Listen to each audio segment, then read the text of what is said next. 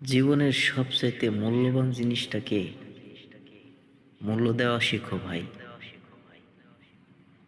কারণ যখন সেই মূল্যবান জিনিসটা তোমার কাছে থাকবে না,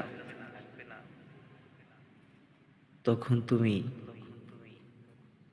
চোখের পানিতে ভাসবে আর নীরবে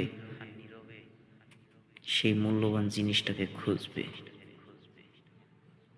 কারণ যা একবার চলে যায় জীবন থেকে, তা কখনো ফিরে পাওয়া যায় না। সে হলো গর্ভধারিণী মা। কারণ মা ছাড়া এই পৃথিবীতে কেউ আপন না। তাই বলি, মূল্যবান জিনিসটাকে খুব যত্ন করে রেখো। কারণ আজ খুবই মনে পড়ে গেল, 26 বছর পর, 26 বছর হয়ে গেছে,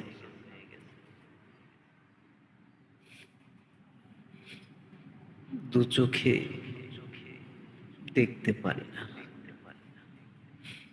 শুধু কেঁদেই বুক ভাসাই, কিন্তু তাকে এই দু চোখ দিয়ে দেখতে পারি না।